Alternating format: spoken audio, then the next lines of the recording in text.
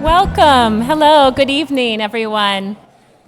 Thank you so much for being here. I'm delighted to have this opportunity to greet all of you and welcome you on campus for the Einaudi Center for International Studies Bartels World Affairs Lecture.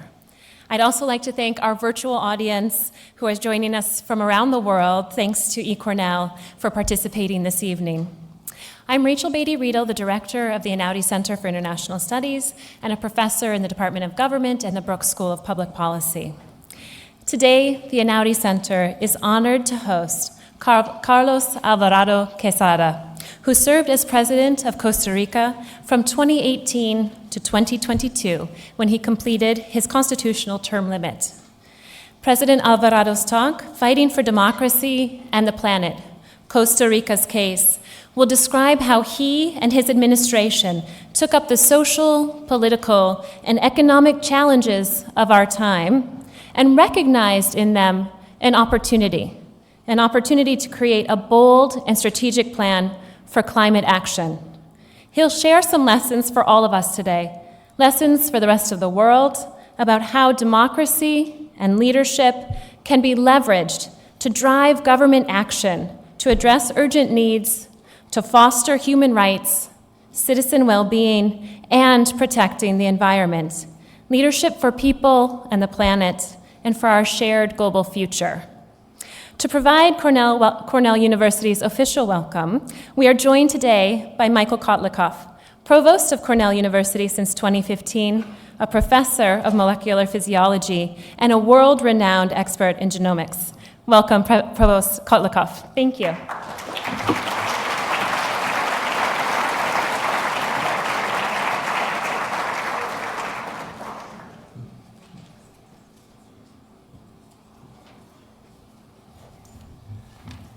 Thank you all for coming today. Thank you, Rachel. Thank you both individuals that are here and those many people that are joining us virtually for this year's Bartels World Affairs Lecture.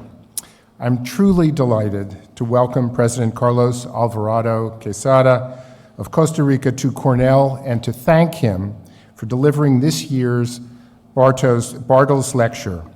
President Alvarado, an inspiring novelist, creative social scientist, and enormously successful politician, joins us for this evening's lecture. He is this year's Henry E. and Nancy Horton Bartels World Affairs Fellow at Cornell University, an award that recognizes his achievements as the 48th President of the Republic of Costa Rica. Those achievements include a career-long effort to combat poverty and improve social welfare, the vigorous defense of human rights and freedoms, strategic efforts to decarbonize Costa Rica's economy, and the difficult task of shepherding the country through the severe economic challenges of the pandemic. President Alvarado, thank you for coming to Ithaca to share your experiences and your insights. I'd also like to acknowledge Henry E. Bartels, class of '48, and Nancy Horton Bartels, class of '48, who established the Bartels World Affairs Lecture in 1984. These lectures foster a broadened worldview among Cornell students, particularly our undergraduates. For 39 years, the Bartels family has supported Cornell students' efforts to meet and engage with and learn from international leaders. And I'm glad that we continue this critical exchange with President Alvarado. We are very fortunate to be joined tonight with Katie Bartels, class of '06, who joins us for this lecture. Thank you again, everyone, for joining us. I'll now ask Professor Riedel to return to share more about President Alvarado and his lecture.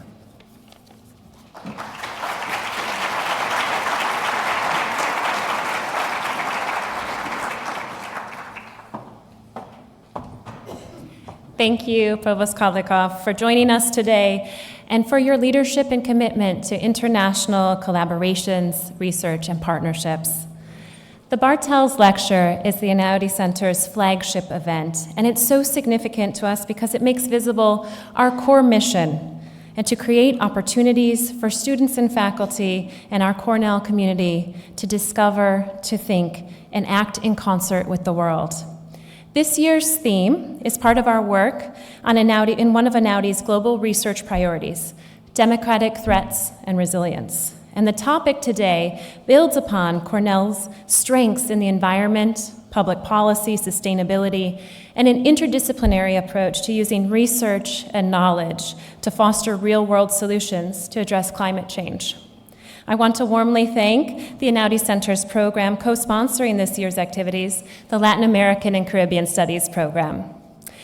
After the lecture, both in-person and live stream audiences will have the opportunity to join question and answer conversation with President Alvarado, so please get your questions ready throughout. And now it is my distinct honor to introduce our 2023 Bartels World Affairs Fellow, President Carlos Alvarado Quesada. President Alvarado was Costa Rica's 48th president, taking office in 2018. He was Costa Rica's youngest president in a century, and I think you will hear tonight that youth and optimism reflected in his passion for what is possible. As leader of the Citizens Action Party, his policies reflected the party's platform of expanding civic participation and creating opportunities for Costa Ricans to take action. Early in his administration, President Alvarado set a green example for the world by launching an ambitious climate plan that put Costa Rica on track to meet the objectives of the United Nations 2015 Paris Agreement with a decarbonized economy by 2050. His administration's climate and conservation policies earned Costa Rica the 29 Champion of the Earth Award, the UN's highest environmental honor. And President Alvarado is currently based in Massachusetts as Professor of Practice and Diplomacy at Tufts University Fletcher School, where he continues his work to combat climate change, boost multilateralism and small state diplomacy, and mentor the next generation. President Alvarado, thank you. The floor is yours.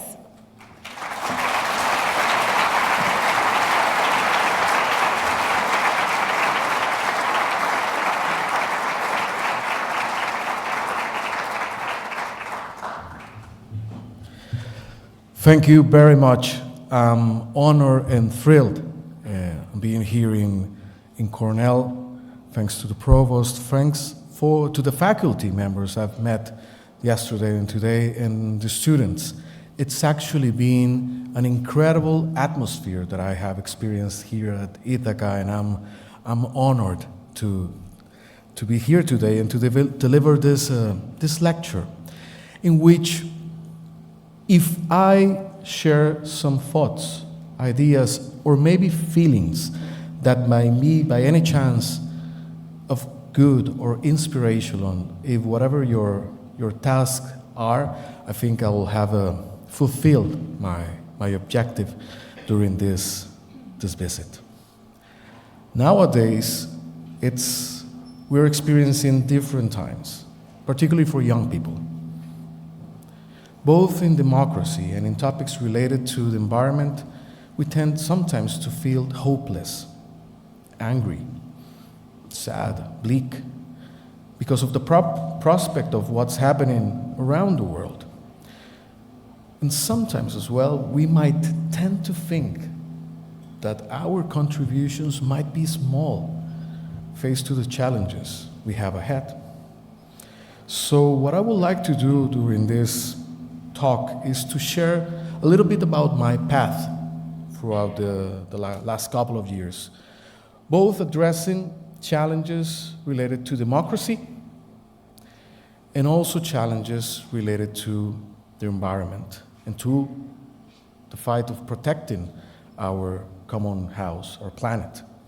And through that, try to share some of my experience and my learnings through this pathway. I'll do it in the best way I can, which I believe is a personal way, the way we experience life.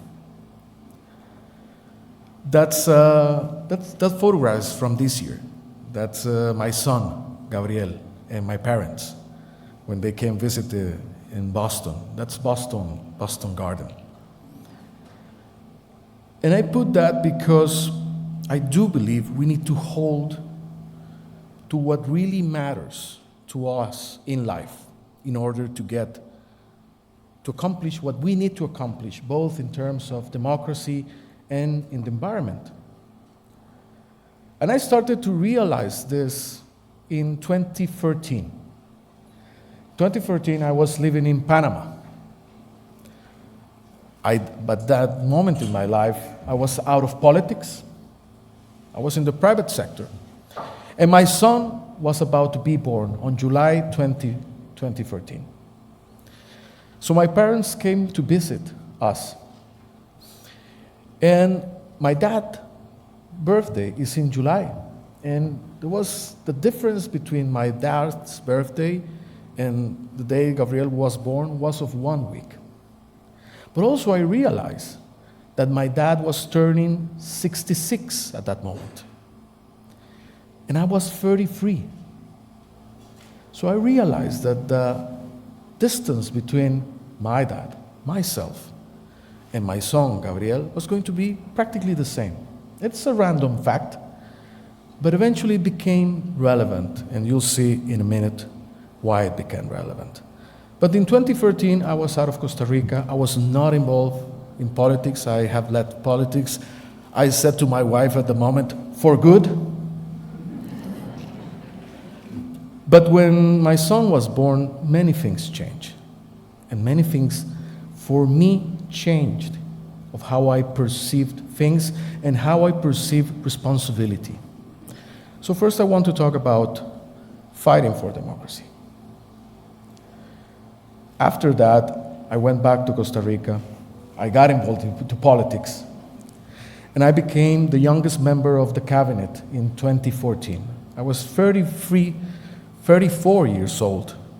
A year after, my son was born, and I was the youngest member of cabinet in the Ministry of Social Affairs, trying to tackle directly poverty and doing that. And I was really much into that job. When you get to work fighting poverty, it's one of the most inspiring works I ever had, even competing with being president. Every effort you have, you're giving away to try to make somebody else's life better. It was a very fulfilling job. And I never thought I was going to remain involved in politics to another degree. But then came 2016, and many things happened and changed my perspective. One of them was Brexit. I studied in the UK. Many of my best friends are from the UK. And when we were discussing the Brexit campaign, nobody even thought that it was possible to think of the UK outside of Europe at that moment, which is now a fact.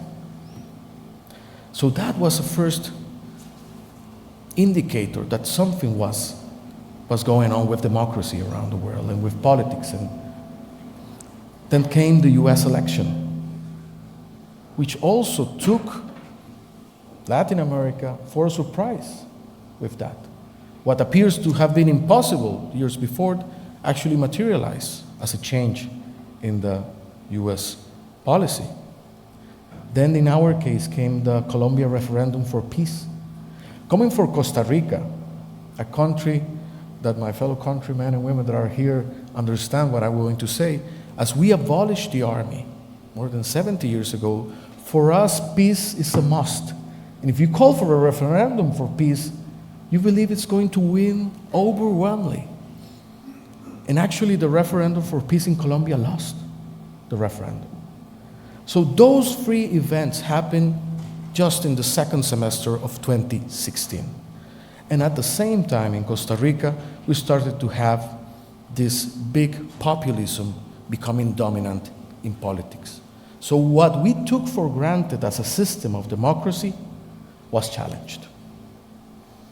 At the moment there, in 2016, the leading political candidate was talking about extreme measures, not recognizing decisions by the judiciary system, enforcing law in a way that threatened human rights. And those positions that were thought to be extreme were becoming dominant in the public opinion. This is 2016. So I was really concerned about that. And on the other hand, being a minister in my political party, after 14 years of having been in opposition and being for the first time in government after 2014, nobody was going to run for president, because most people thought we were not going to be able to win. And again, I got really angry. I was hopeless. I felt it that my contribution could be small and didn't necessarily matter. And I went back to one of the frameworks I learned when I was studying political science, which stated the exit, voice, and loyalty framework, saying that when confronted with any given condition, you have the choice of loyalty, you accept it. You have the choice to voice your opinion, try to change the situation, or either you choose the exit and either change the party, change your position. Ethically confronted to that, but also thinking of my boy, of Gabriel, who was 2 years old at the moment, and thinking about the future of our country and what was at stake, I said to myself, either I exit or I do something about it. And that's how I became a political presidential candidate. It was never before in my path. I was not that kid that was singing the national anthem in school, looking at the flag and saying, one day I'll become president. Never. Not in my wildest dreams. But then I saw it was necessary to get involved and to step up. And that's why I took that decision. And I did that with a group of people. The funny thing, now looking back, is being 37, 36 at the time when I started the campaign, I was the oldest person in my political movement. All the people, the closest people to my movement were younger than me. Actually, eventually, that became in lots of adultcentrism, of criticism, saying how come such young people can be involved in policy leading a country. Well, perhaps history will judge if that was good or not. But our main platform was identified with this. We were going to challenge populism. That was one of our key objectives. We were to challenge populism. We didn't want that as part of our political system. We needed to avoid the country getting into a fiscal default.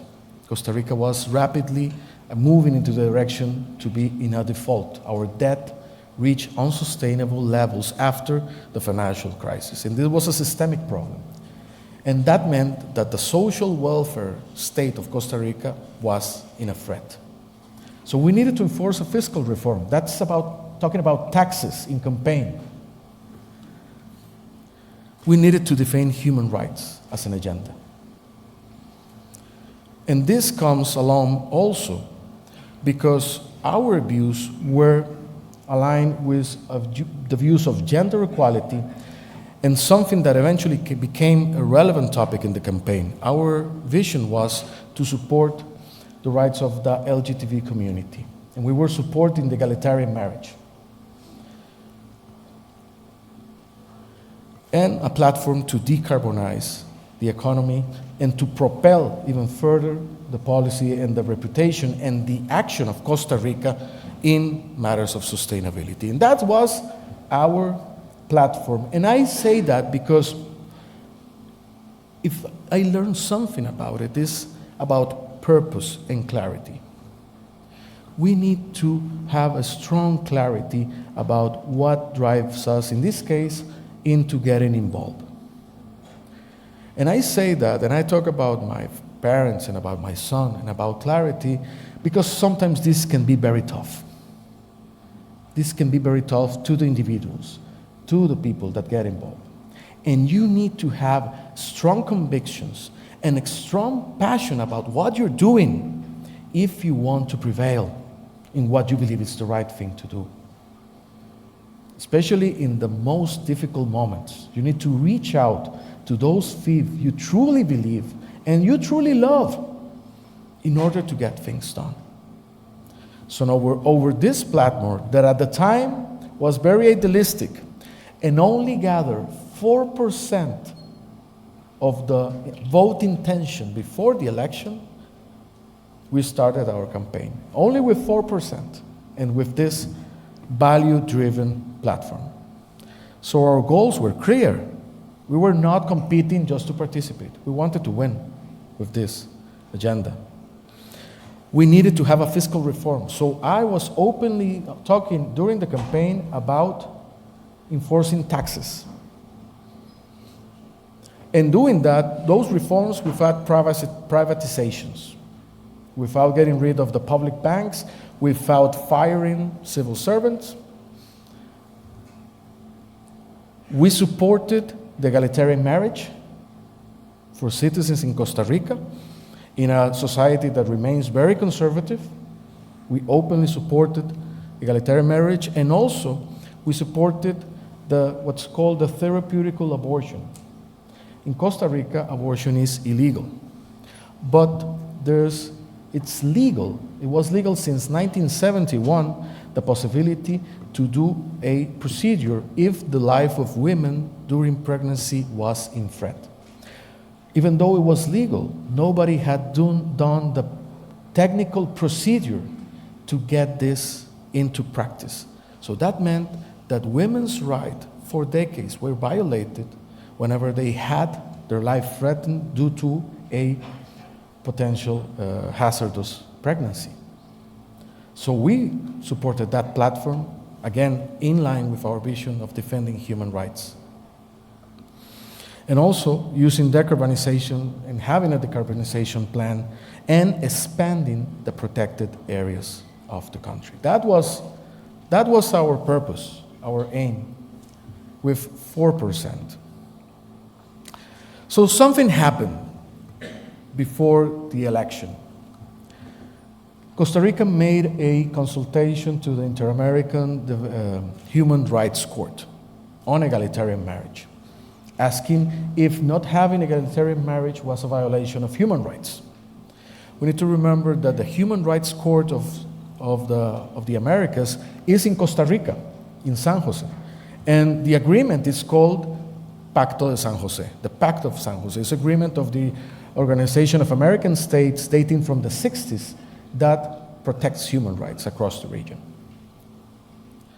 So Costa Rica put up that consultation, and 1 month before the election, a response from the court came, which in the legislation of Costa Rica becomes mandatory. And it said that actually not having egalitarian marriage in place is a violation of the rights of citizens. Why? Because you don't have rights. For example, if your couple or your partner is ill in the hospital, you might not necessarily have the right to visit them in the hospital, because not having that legal possibility, or to inherit from them, or to have insurance coverage in many fields. So that was the ruling of the Inter-American Human Rights Court. And what you see on the screen is the split of the opinion in regards of this topic. Only 33% of the population was in favor of egalitarian marriage, and 66% of the population was against egalitarian marriage. And this happened 1 month before the election. So the whole public opinion polarized. And those who do not follow Costa Rican politics, which I believe will be most beside the Costa Ricans that are here, will say, well, you lost the election. But what happened? Most of the candidates, or the other candidates, either because of their beliefs or because of political convenience, shifted their position against egalitarian marriage. And we remain defending it, even though it was a minority position. So what happened? Those are the results of the first round. What happened is that the election polarized on that theme. Fiscal was not important anymore. The other big topics were not important. It got polarized in one theme. This is how democracy is working nowadays. The interesting thing was that the vote against egalitarian marriage got split throughout the candidates. But there was only one candidate that was supporting it, that accumulated that vote. And that's how we ended up in the second place. We were both Alvarado, but not related. So that's how we got into the election. But then this became the news out of it. Anti-gay marriage candidate leads Costa Rica presidential election. So we were heading into a second round. And we had to do lots of work in order to recruit allies across the spectrum and bring them together in order to face this second election with a broader platform and without giving away our value-based proposals. And I point out this character because we started building coalitions, and Mr. Pisa eventually gave us his endorsement, even though he defended a center-right party and we were in the center-left of the spectrum. Knowing that in government we will not only have to enforce egalitarian marriage, but the fiscal reform. And eventually, we won the election.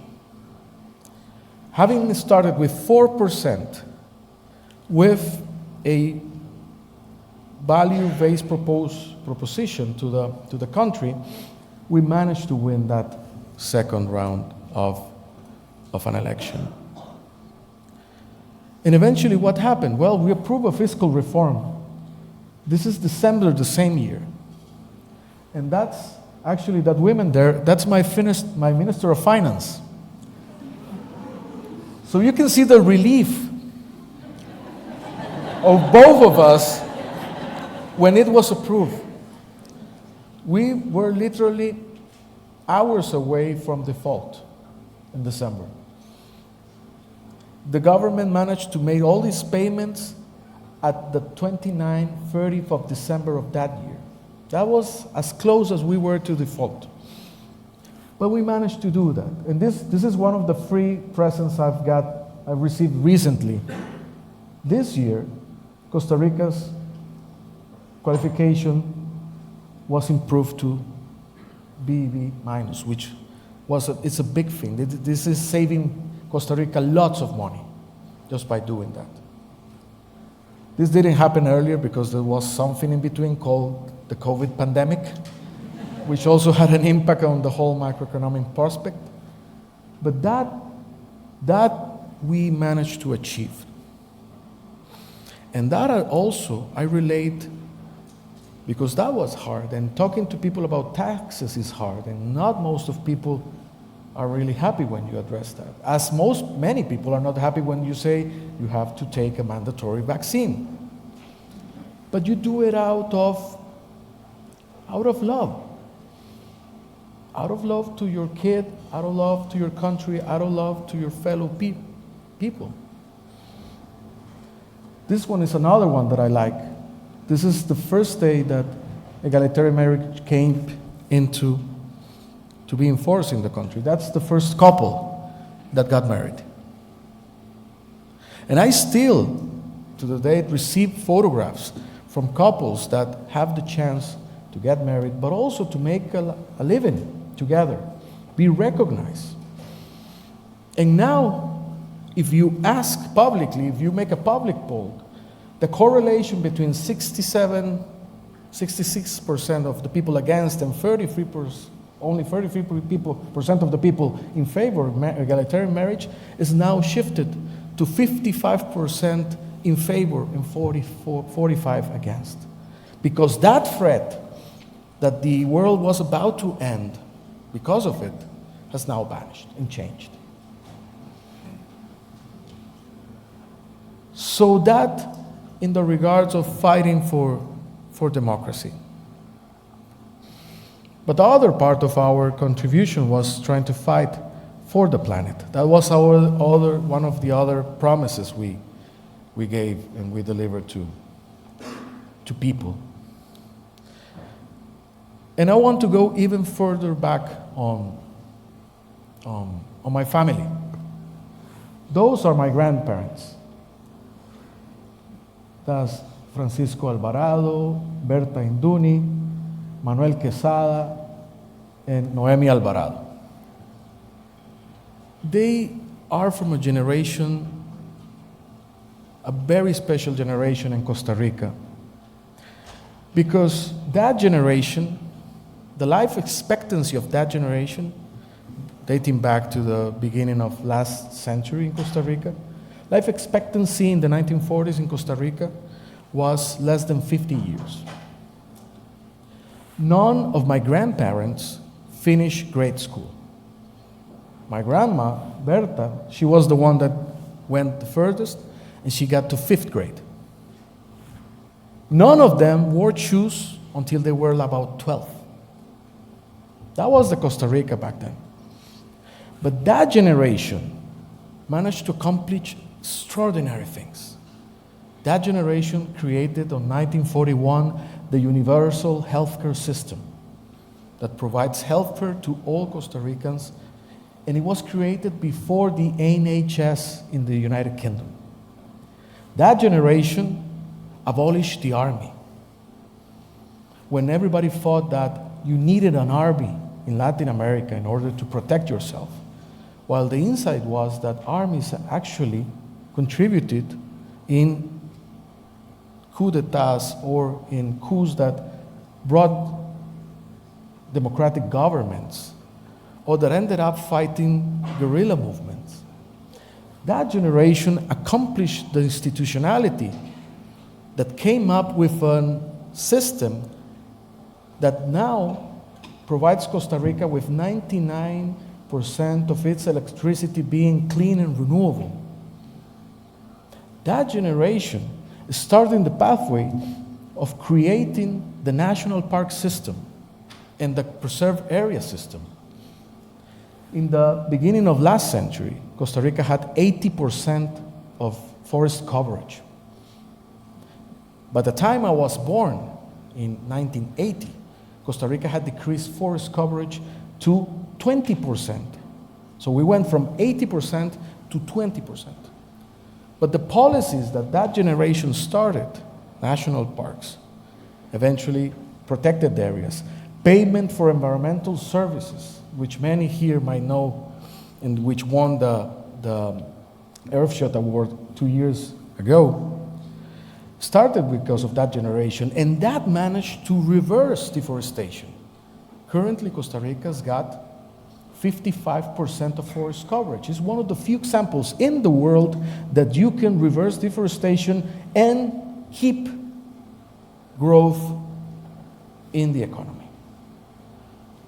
So that's what they accomplished. When I was sitting down writing the inauguration speech, I thought about them, and I thought about my kid. And I went to that insight, to that anecdote that I told you at the beginning. I was becoming president at the age of 38. When my kid, when Gabriel, was near to arrive to my age, 38, it will be around 2050.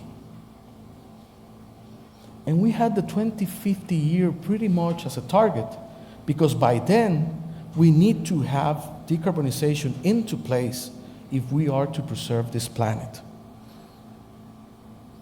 So connecting the insight of what the generation of my grandparents did and what we needed to achieve for those that we loved, because I kept telling myself, Gabriel, I'm going to be president, and Gabriel's going to ask me, so, Dad, you got enough going, so you reverse this? What was your contribution, Dad? Did you do anything meaningful to try to change what my world's going to be? And that was not only him, but all his generation that are going to be asking that question to us. And that we better be ready to answer with the best of ourselves.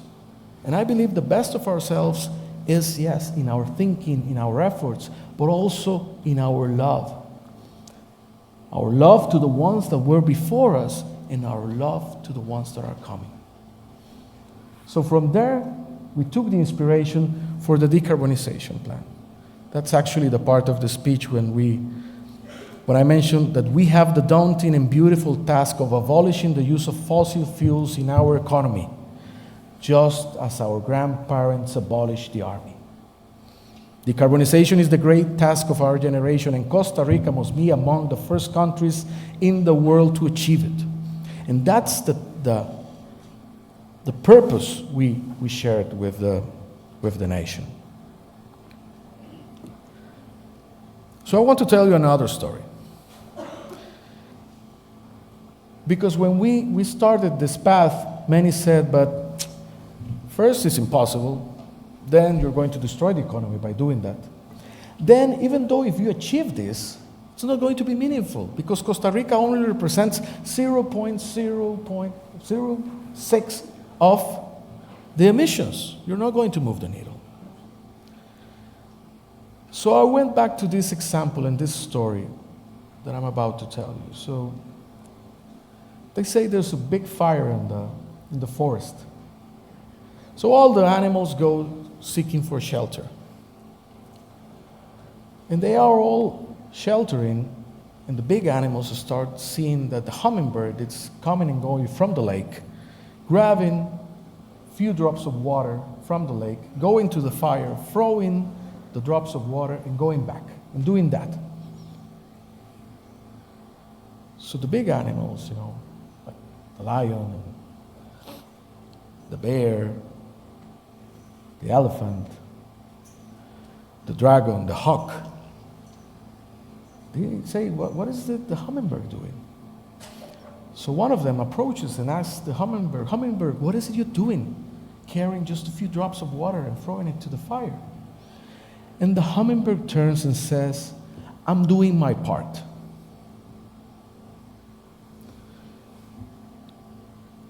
When we launched the decarbonization plan, just a few months after we were into office, in February 2019, we had the inspiration to make a difference throughout the whole economy.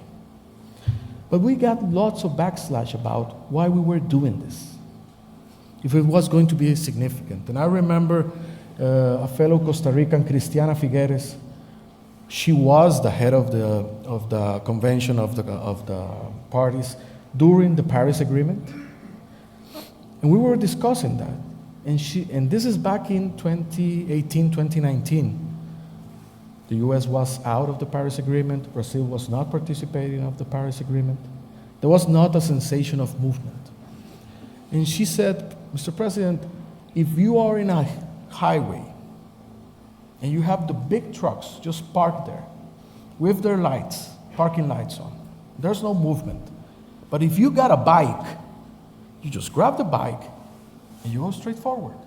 And the road's open, and everybody's going to be watching you advance. And actually, that's what we did. And in February, we launched the decarbonization plan. And at the moment, there was lots of backlash, as I mentioned. Lots of people saying it's impossible, just as they said it was impossible to abolish the army. It's going to cripple the economy, just as they say as protected areas destroy the economy. But afterwards, an independent study published in 2021 determined that the decarbonization plan actually yields $40 billion in utility through its implementation. So it's not only the ethical thing to do in regards of the planet and humanity and the future generations, but also it's profitable. Back then, that discussion was kind of pioneer. Now, I believe that's more in the realm of what is the dominant narrative locally. But that was not the case back then. This is one of the other gifts I've received recently, and I mentioned this. This is an op-ed from the Los Angeles Times of December last year. And they are talking about, in this op-ed, California's decarbonization plan. California is the 4th largest economy in the world, has now surpassed Germany. And the thing that for me was a great gift was that the example that the scientists were using to analyze the benefits and the opportunity area of the decarbonization plan of California was Costa Rica. So the example of the hummingbird, of the small economy, launched several years before, was kind of the blueprint of what one of the largest economies in the world is trying to accomplish recently. Never underestimate the power of example. Never underestimate what your contribution can be, even if you tend to feel small. Good ideas, encourage, have the power to change the world in a positive way. And that can be driven because out of good things, like love. When we watch today social media and our news feed, it's bad news for bad news. But there are so many good examples out there that good change can happen and that we can drive good change. Also, this is a picture of December 17, 2021. When we started our government, we wanted to expand protected areas as it was one of the key main nature-based solutions to reverse not only biodiversity loss, but to tackle climate change. In 2019, we became leaders of the High Ambition Coalition for Nature and People. 5 countries, only 5 countries. And we put the goal of protecting 30% of the ecosystems in land and 30% of the oceans. Again, everybody said it was impossible. You cannot achieve that. It's too ambitious. This is 2019 when we launched that challenge. In 2021, that's my son, we signed the expansion of the Cocos Island Protected Area and National Park. Costa Rica, continental Costa Rica is only 8% of our total territory. Costa Rica is 92% ocean. And before this, Cocos Island, which is a unique ecosystem linked to the Galapagos, Cocos Island and the ocean protected areas of Costa Rica were only 3% of our protected areas. So we went in December of 2021 from 3% to 30% of protected areas, expanding the protected area of the Cocos Island, one of the most rich and biodiverse ecosystems in the world.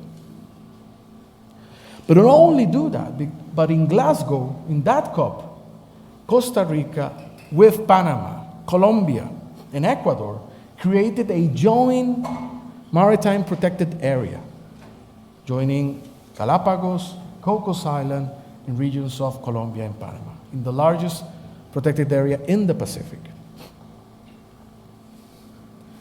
But not only that, even though, again, similar with the evolution of the Army, with the protected areas, with the decarbonization plan, the High Ambition Coalition was said to be very ambitious, and that was impossible for that to happen. And this is the third gift I've recently received. Last December, in Montreal, on the Biodiversity COP, 190 countries committed to the 30 by 30 goal. 2019, it's impossible. 2022, most, if not all, of the nations of the world have committed to this goal. Never underestimate the power of good ideas, of example, of courageous leadership. So what are some things I want to share with these stories when we talk about fighting for democracy and fighting for our planet? Yes, we tend to feel sometimes angry, sad, bleak about what's going on. But yes, there is hope. We have the capacity to propel good change. It's costly. That's why we need to leverage on things that matter for us. For example, in my case, and that's something I want to share, for me what matters is intergenerational love. As the generation of my grandparents did lots of things trying to improve the life of Costa Ricans so we can have better standards of living, of education, as my parents did, as our generation wants that for our children. And in love, there is a huge power into getting things accomplished. It's not only a responsibility. The responsibility is the manifestation of that love we have for others, and that we can exercise in the public sphere, in science, in politics, to change things. Good change is possible. Don't let anyone tell you the contrary. Whenever somebody tells you this is impossible, thank them. They're giving you a gift so you can keep going with whatever endeavors you have. Having somebody tell you it's impossible, it's a beautiful gift, because you go out there and you can demonstrate, even though you feel small, you have the power to change things. And again, never underestimate the power of your contributions. You have the power to influence your peers, influence the media. You can become the change you want to see about. Never underestimate that. Use your positive feelings in order to enforce that. What's my inspiration in order to do things like this? Again, and I encourage you to look for your inspiration, both the ones that are here presently and the ones online. Look for that inspiration. What is, for me, the key inspiration to keep going? It's that. Love. Love will keep us going. Love has the capacity to change the world. And that's what I want to share today with you here at Coronel. Thank you very much.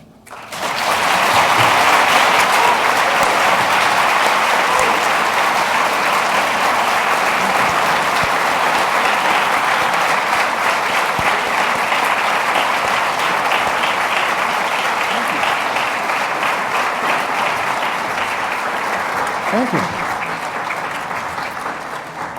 Thank you so much, President Alvarado, for sharing with us Costa Rica's case and the hummingbird and your message.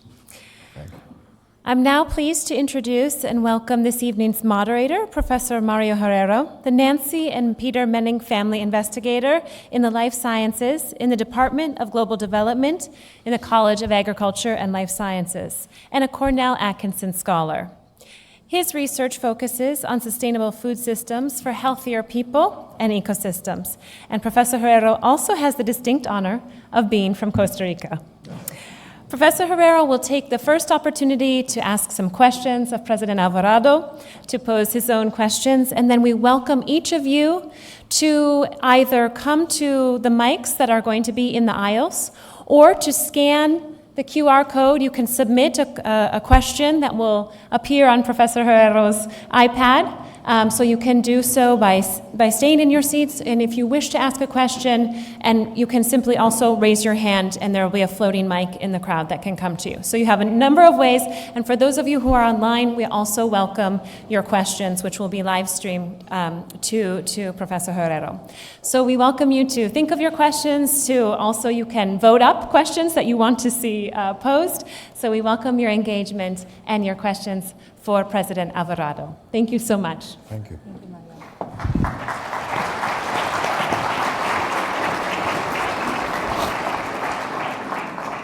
Thank you very much. I'm incredibly proud to be standing here and to moderate this session. President Alvarado, excuse me, can I call you Carlos? Yes, please. Yeah. Carlos did a magnificent job at putting the sustainability agenda in Costa Rica as one of the key examples in the world that we can achieve the sustainability path that we are all wishing for to deal with climate change, biodiversity protection, and others.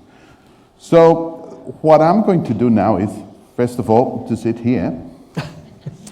And we've had a barrage of questions from the audience, from students, and from a range of others.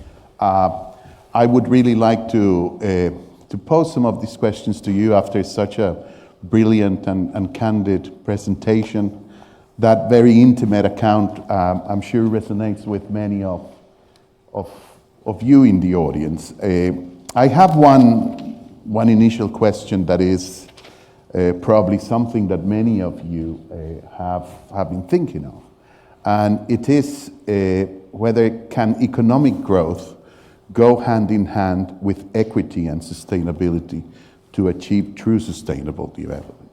If the answer is yes, well, what are the key aspects that we should consider?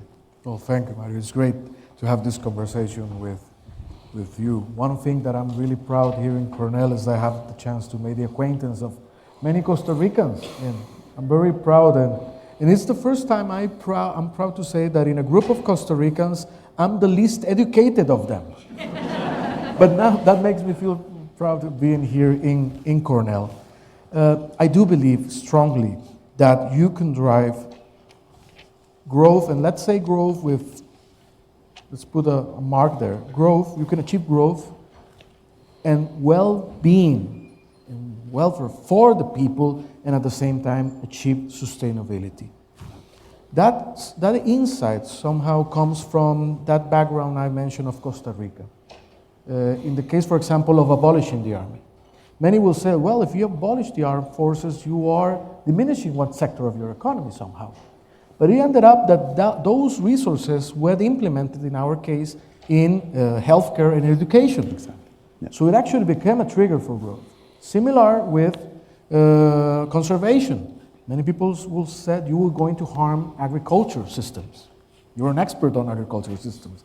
But what it actually happened was that a new industry was developed, was ecotourism. And that created lots of jobs and lots of benefits, and agriculture remains relevant. But we have, for example, our coffee or our agricultural goods, we compete not in terms of quantity, but in terms of quality, and also driving price through adding value. And one of the key values that we can add to products, sustainability. That's one of the main.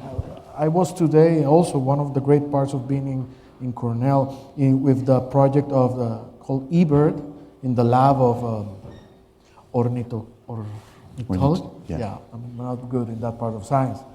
But that lab can, through the support of people around the world, plugging information about the birds, can have maps on the impact in ecosystems and biodiversity.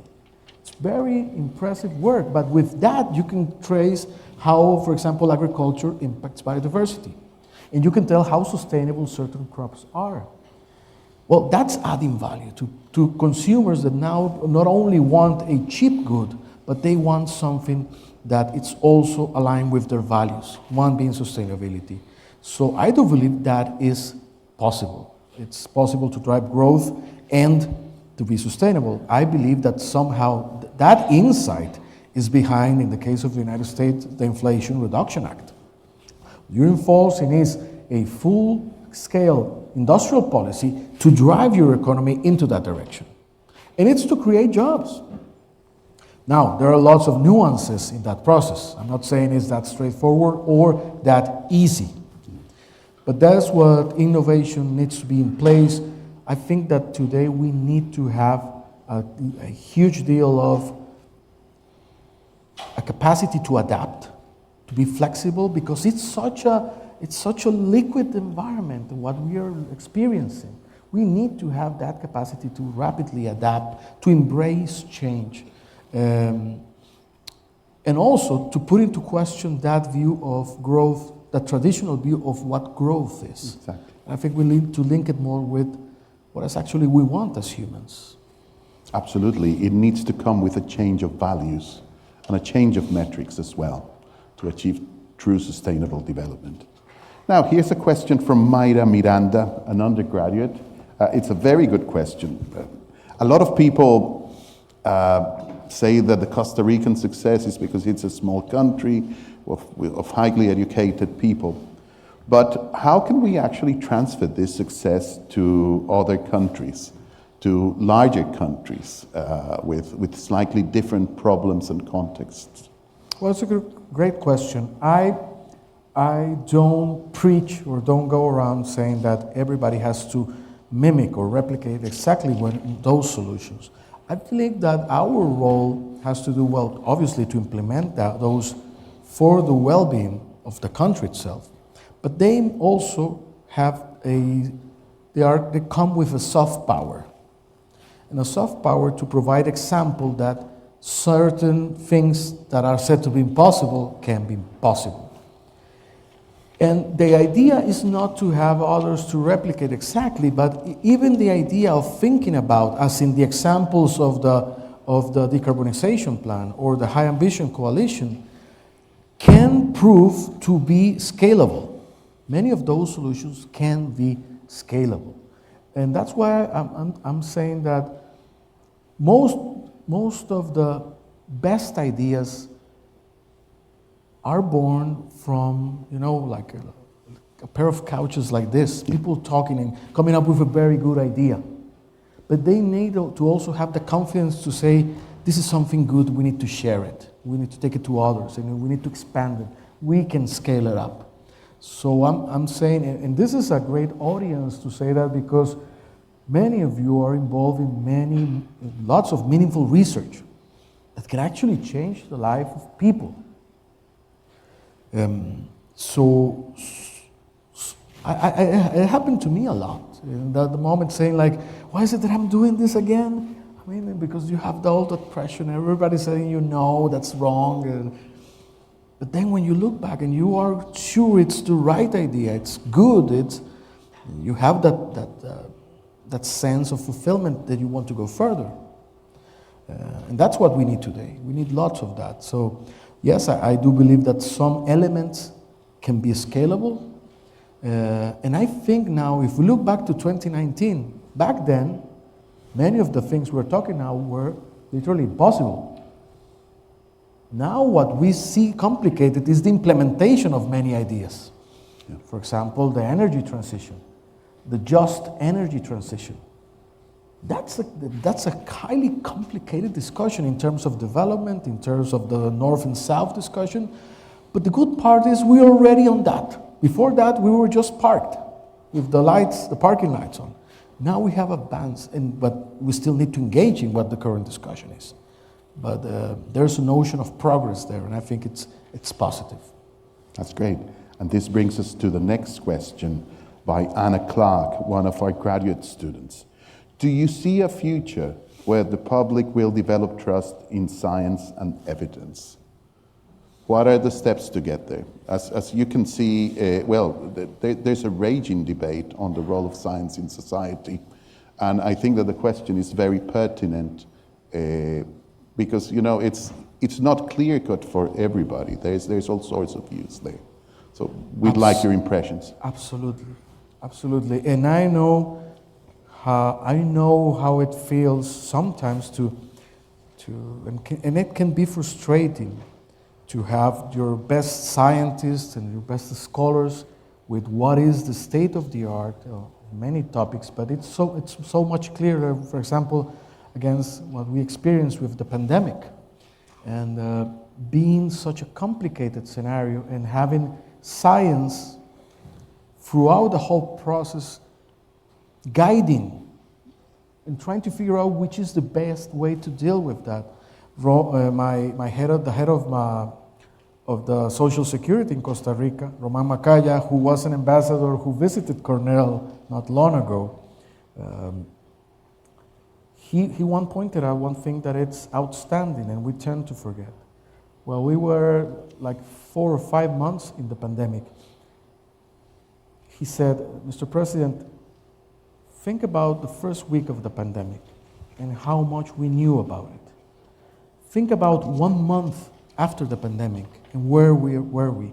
Think about now. We know so much more about how to deal with it and how to tackle it, and eventually how to save lives.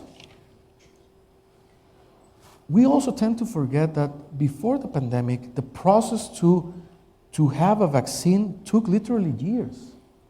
And this, the scientific community managed to create in a record set of time. We tend to forget that. As humans, we sometimes are wired to put too much attention to fear or to those traits. I think we need to also bear in mind those positive things. When I think about the service that science, healthcare gave humanity, gave my country in terms of protecting people, I feel actually inspired. That's why my answer is categorically yes.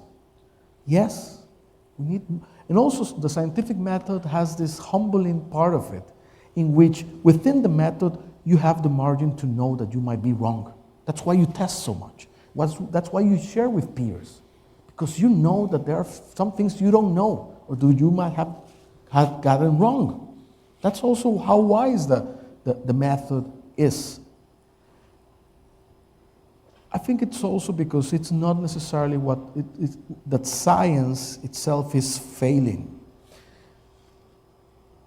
Vaccines were out there in a record time, but then they were not available to everybody at the same time throughout the world. Was it science that failed? I don't think so. It was other dimensions. The vaccine was there, but the politics around it, the economics around it, perhaps were the obstacles. When I look back and I see the results of how many countries in our country handled the pandemic, if you put 3 indicators, if you put popularity, we miserably fail on that one. Because we follow lots of the science, and people had a lot of resistance to it because there were measures to protect life. But if you look at indicators in the amount of people that die as a percentage of the population, I mean, we're a mid-income country, and we deliver results that are at the same place as Germany and Switzerland. Mm-hmm. And if you look at the economy, our rebound was the same. So yeah, the politics of it were not popular. But is it popularity or politics that matter? No. It's people at the end. And I think that's one of the strongest dilemmas today about democracy as well. There are two, I mentioned this, there are 2 schools of thoughts, because democracy depends on the rules of the votes of the majority. So one school of thought is saying that there goes the people, I'm following them because I'm their leader. Or there's that view, can be a minority, like those who abolished the army or those who created universal healthcare back in the day. When they did those, there was courageous decision, but if you were to put those into a referendum, they could lose those referendums. So I think sometimes you have to have the courage, even when you feel alone or in a majority, you have to have the courage, if you believe this is the right thing for you and for others, especially for others, you need to stick to that. And you need to democratically fight for that until you get that done as good change. It was similar to that's why I'll also tell the story about our election. I mean, we started with 4%, but with a clear set of values that we did not compromise or change throughout the process. Because our goal was not power itself. our goal was attain power to get that changed, enforced. Great, thank you very much. Now I would like to take some questions from the audience here. As you can see, we have 2 microphones. Can I kindly request that you introduce yourself before posing the question? Okay, we have two of you. That's, wow, yeah, people are really excited about asking some questions. Please, the gentleman on the right first. Absolutely. Hi, good evening, Presidente Alvarado. Hi. First, I want to extend my gratitude for you to come to Cornell and to get to learn from you today. My name is Samir, and I'm a second year here at Cornell. And, really getting to hear your story about finding a deeper why of why you went ahead and pursued public office really touched my heart, because that's also a reason why when I turned 18, I decided to run for office back home in Philadelphia and humbly become one of America's youngest elected government officials. So really, if there's anything that I want to ask, what advice do you have to create value through public office as, myself and many other around me decide to continue to try to add that value? So my advice on that will be very focused of standing for what, politics is tough and complicated. And even though one tries not to keep it personal, it becomes very personal. I don't perceive like you can divide the individual for the one that exercises politics. And I don't want to become like I want to remain an individual to some extent. But my experience is that you truly need to believe in what you're doing. For me, power only has to exercise power that is granted by the people, and they give you that, they share that with you momentarily, and then you have to give back. It only makes sense if you're going to try to achieve something. I usually try to call it good change. Try to achieve something good, of service, that's meaningful, of purpose. Power, because of the sake of power, which is so often present, I perceive as worthless. Power that you need to remain in throughout time, not considering what you want to do, but to remain in power, I don't respect. Power in democracy is the ultimate service. And I believe that's what it makes it to have purpose. My experience is also that people get involved because of 3 different traits. 1, because people has an ego necessity to get involved. 2, some people want to get involved in power because of money, because of corruption. That's true. That's out there. And 3, there's people that want to get involved because they want to be of service to others. That I do respect a lot, to be useful. So that's my advice. Seek what is it that's meaningful for you, what you stand for, and if you're going to exercise public office, go for that, but with love. With love. Absolutely. Thanks for that meaningful response. Pardon? Oh, thank you for the meaningful response. You're welcome. Yeah, thank you very much. Now I'm going to take one on this side. Carlos, we have a queue, as you can see. Yeah. I try to keep it short there, To be Mario. here for a while. Yeah. Hi, President Alvarado. My name is Gabriel Munoz. I'm a writer for the Cornell Daily Sun. So the question that I wanted to ask you is, now that you're a professor of diplomacy at Tufts University, how do you think your experience as a president and the responsibilities that you had as a head of state can be applicable to the world of diplomacy? Well, one thing that now gives me purpose, and it's very exciting, is to have the chance to relate with young people and to share those experiences with young people. Coming to the academia after that experience, one of the things that I find is there's lots of anxiety in young people. Lots of anxiety because, it's their world. And And they get anxious about democracy, they get anxious about the planet, what's going to happen. But also, I have a huge sense of hope because when I see the younger generation, I can see they are way much involved in trying to do things about it. Not necessarily for politics, but in many other spheres. So now what I want to try is to share a little bit of what I experienced, but to try to get others to see that, not to give up on their hopes that it's possible to achieve things. I mean, media and news keep telling us that the planet is warming and there's a new conflict here and there, and we do not tend to focus too much on the good news that are out there. That's why it's so critical to remain optimistic. But real optimism is based on action and on purpose. So we need to keep optimistic in order to keep doing things. Great, Thank you so much. Thank you. Okay, thanks. Your turn. Hello, President Alvarado, and Pura Vida. Pura vida. My name is Cedric Orton-Urbina, and I'm a dual citizen of the United States and Costa Rica. My father was born in Costa Rica and lived there until he immigrated to the United States to study computer science at Harvard University.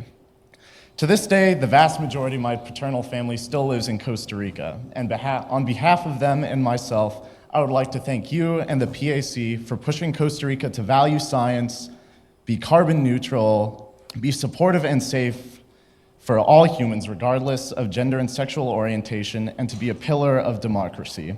I am ever proud of my heritage and to be Tico.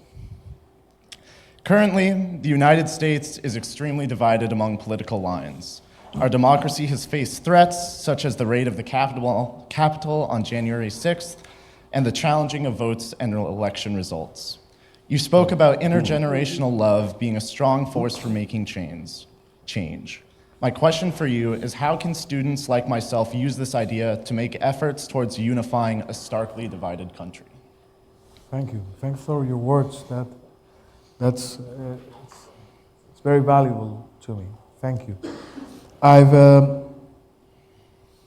perceived that a lot, and one of the current phenomena, it's not only populism, but it's polarization, extreme polarization.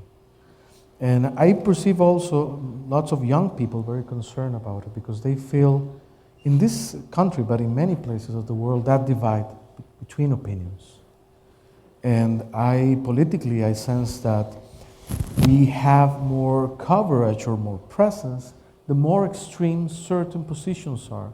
And we kind of lost the middle ground, the common ground, more moderate positions. There's an author called Norberto Bobbio, a political scientist. He says that the extreme right is not opposite to the extreme left, but both extremes are the opposite of moderate positions. And I think we need to look at it that way. I encourage people, and that's a challenge, but that also comes out of love and out of empathy. We need to reach out, not to the people that are like-minded to us. We need to reach out particularly to those who think very different from us. And we need to reach out through empathy. Try to find common ground. Debates now are very polarizing. And there is one, and it's a very good one. I don't remember the name of that documentary, but it talks about this movement of people that believe that the earth is flat. But it's very interesting because when you deep dive into those beliefs, they actually find out that it's not through preaching or telling them how wrong they are that you get to reach out and persuade. It's actually through connecting and to try to put yourself into their shoes. So I think there's a huge exercise we need to do, which is not easy, is to reach out and try to learn and to exercise lots of respect, lots of patience, lots of tolerance. Be firm when it comes to certain strategic values. But I think we need to find that common ground. Also because democracy it's now being challenged by other systems. And other systems tend to be more stable throughout time. And we need to democracy, regardless of, even if it's a bipartisan system or other system, we need to keep certain state policies stable in order to protect, if we believe in democracy, those democratic values. I think one of the democratic values is actually that, the capacity to reach agreement. I'll put it in this example. When we got into Congress, we had only 10 votes in Congress out of 57. We needed to reach out to others in order to get many bills approved. And we had lots of heated debate, and they called me all kind of awful stuff. But then that's why purpose matters a lot. You need to remain focused in what matters to you. So I do believe we need to reach out to others. That will be my conclusion, with love again, with empathy. Thank you very much. Pura vida. Pura vida. Yeah. We have actually more questions than minutes. So I'm going to take one from the people that are watching you on Zoom. And this is from Anna. What role do you see indigenous communities playing in the advancement towards Costa Rica's sustainability? Indigenous communities are critical, and we have always to recognize they have been in disadvantage in Costa Rica and around ever for 500 years or more. We have to recognize that. We also need to recognize that indigenous knowledge possess huge answers to today's challenges. In agriculture system, the Asian systems of agriculture were more resilient.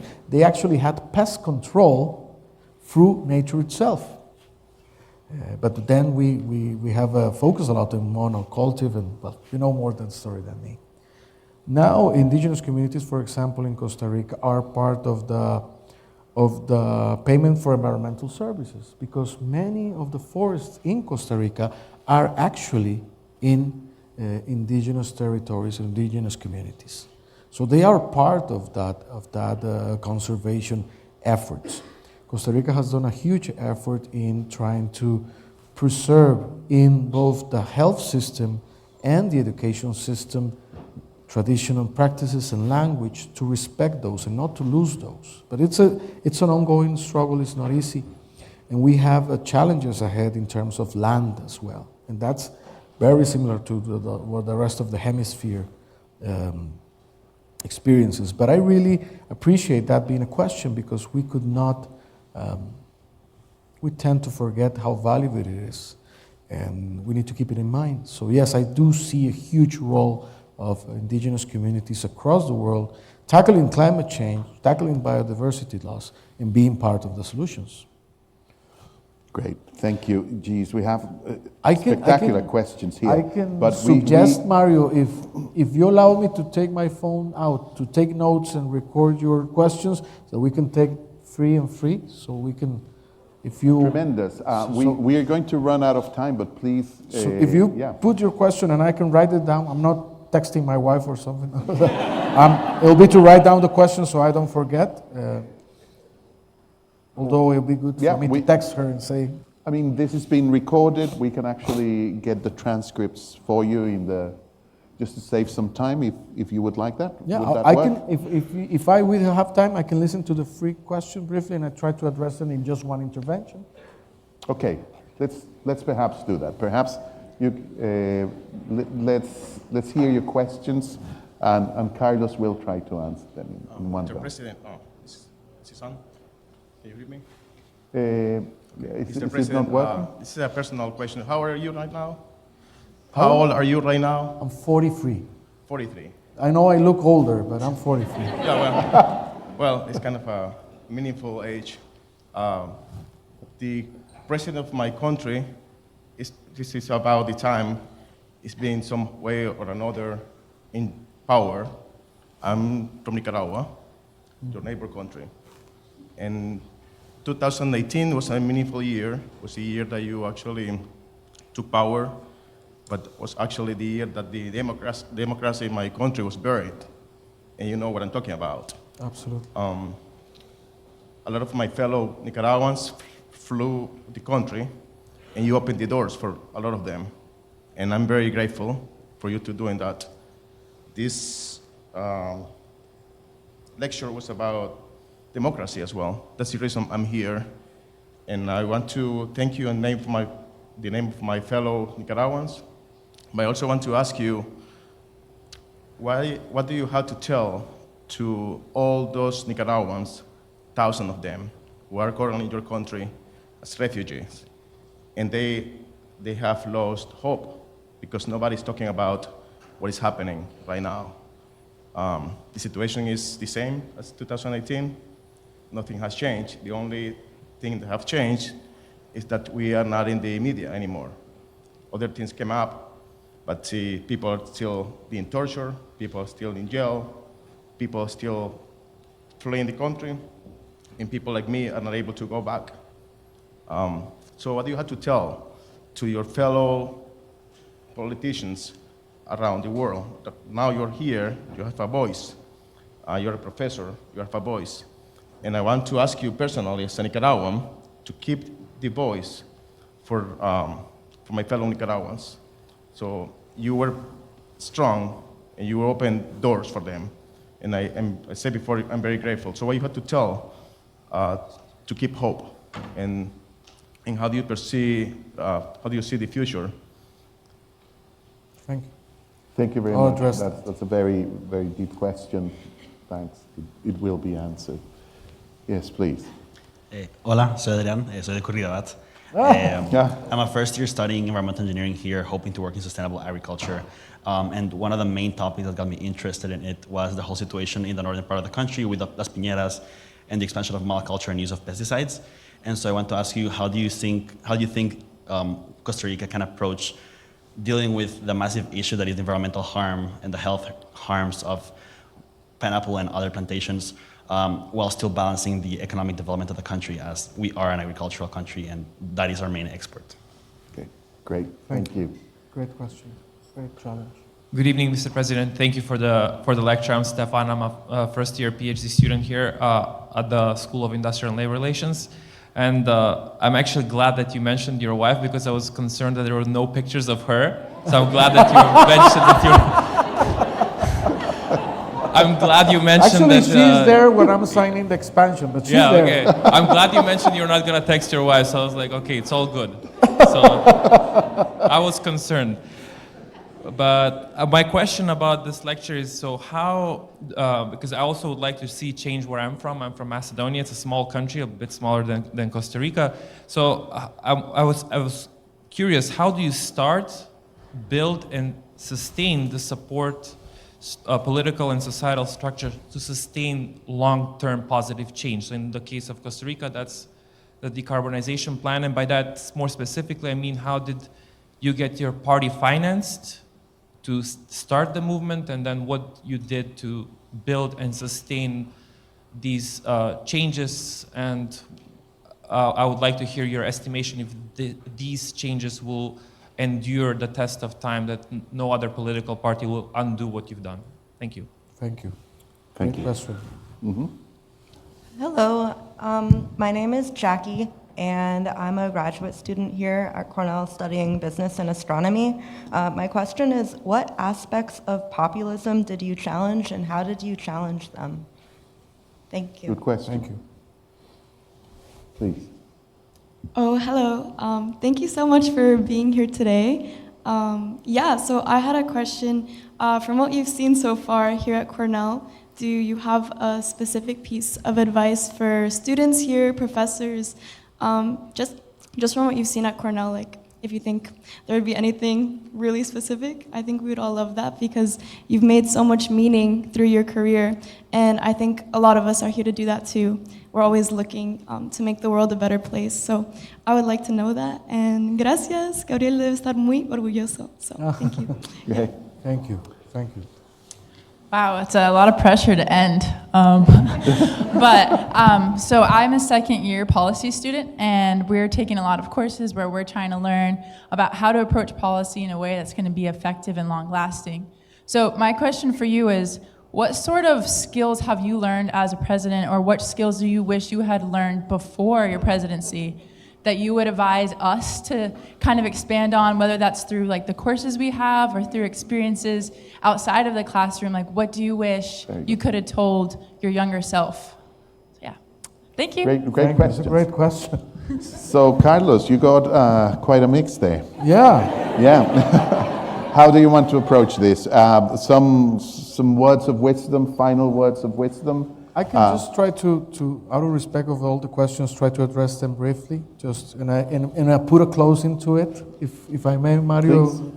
So on the Nicaraguan piece, yes, it's heartbroken when in April 2018 there was the manifestations, the big demonstrations in Nicaragua, which made the regime use violence, and lots of people had to flee, and many came to Costa Rica. I have to link that, for example, with populism. That's one aspect of populism. Part of the population and many politicians were triggering certain xenophobic attitudes toward the Nicaraguan community. So the way, for example, they will attack us was saying that I was a Nicaraguan lover and a gay lover in a despective way. That's the kind of populism we need to tackle. And then the part of populism that comes with not telling the truth, using false information to try to drive support. So that happened a lot, but as our framework was based on human rights and democracy, we had a responsibility to aid the people that were fleeing the regime out of violence. And it's an international responsibility. Actually, recently, I've stated that it's troubling if some countries like the UK or the US are going to change their asylum rules of international law, but people are seeking for protection from regimes like the one mentioned. But I still remain hopeful, and it's true, we need to raise our voices. People sometimes don't speak too much about Nicaragua, perhaps because there's no oil in Nicaragua. But what's happening there is a cruel dictatorship. And we need to keep the pressure if we want to bring about democracy to return to Nicaragua. And I did that throughout my period as president, taking lots of populist backslash because of doing that. But I'm glad I did, because for me it's the right thing to do.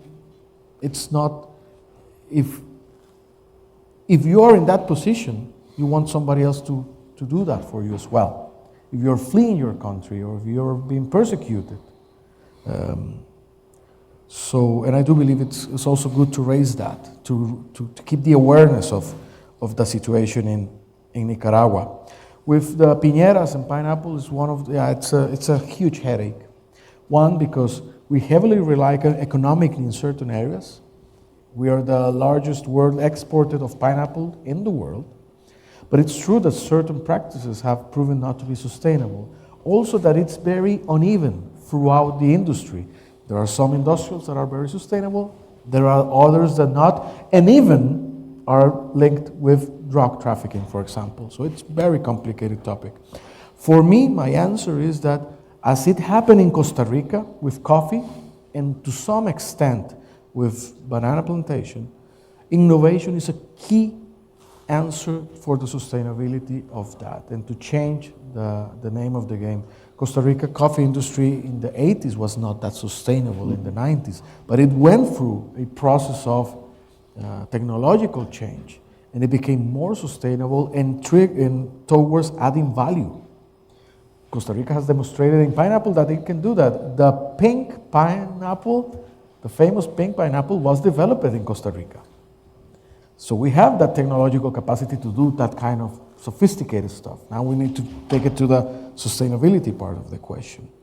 But yes, it's an ongoing problem that we need to solve, and I rely on applying policy and technique, because that's in the topic you need to balance sustainability with rural livelihoods and try to give answer to both of them. On the topic of long-term positive change, and I'm going to address the part of priority finances. I believe that the less money you bring into politics and into campaigns, the best. And we tend to forget that. And campaigns and democracy, it's about people, not about money. It's about people wanting to drive, and that's where the energy was. I mean, for a very large part of my campaign, it was my car and a student, just like you, with me, going all around the country. And lots of volunteers back doing campaign. That was the campaign for months. And we relied on small but large platform of contributions. Because when you have 1, 2, 3 big donors, they tend to have too much influence on what your political positions are.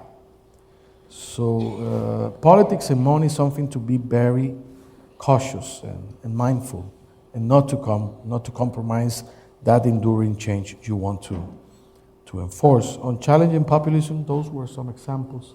For example, in terms of xenophobia, but others, most people will say during campaign lots of things. I mean, many of my rivals that ended up giving their party votes for fiscal reform wouldn't dare in campaign say they were going to raise taxes, because that's very unpopular. But somehow that's lying. We need to recover the power of truth in politics. What really concerns me, how we have normalized lie throughout politics. We need to recover the power of holding people accountable and try to get them to say the truth. But when you compete with populism, sometimes you're competing with an ethic that doesn't have truth in high regard in their value scales. So we need to tackle that while we're tackling populism. And if I were to humbly give a piece of advice to you, and when I see an institution such as Cornell with young people doing meaningful stuff, and also faculty so much engaged in what they're doing, one of my messages is on the lecture on don't ever feel like you're small and your contribution is meaningless. No! We need people out there doing things and believing in what they do. And for me, again, what's the guarantee that you can achieve that? And that I take from one great author that I love. It's an American author from science fiction called Ray Bradbury. It's an author of Martial Chronicles and Fahrenheit and other classics. But he used to say that a lot. He said he used to write every day throughout his life and he said that when he was traveling and he had not his typewriter, he got sick. Because he said that he loved writing. And he used to say, do what you love and love what you do. And if you follow that, and if in order to do that, what skills you need? Well, you need to know yourself. Sometimes when we come to university, we think it's kind of like the Matrix, like we got into a course to update our software, to know how to do things. So we focus outside from ourselves. So I'm going to learn this craft, I'm going to learn this technique, I'm going to learn how to, but we don't necessarily focus on who we are, what we believe in. If I have to talk to myself, I will say that young Carlos, first, everything is going to be fine. Don't get so anxious. Second, find things that you love to do. Do what you love and love what you do. When you act with passion, when you do things and you believe in, even though you might lose an election but you're not going to lose yourself in the process. So if I were to give an advice is, focus in the textbooks, focus in your colleagues, but also get to know yourself, what you are about, what your contributions are. And then fall in love with things. And with that, I think you will be having a more plentiful and meaningful life and a positive contribution to others.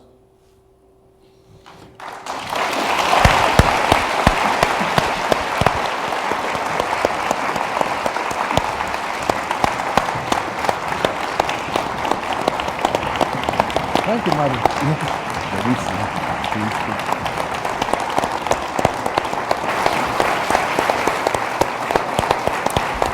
Thank you so much, President Alvarado. Thank you. And before I share my final thanks for the evening, I would like to present you with the 2023 Henry E. and Nancy Horton Bartels World Affairs Fellow Award. Thank you so much. Thank you. Oh. Thank you.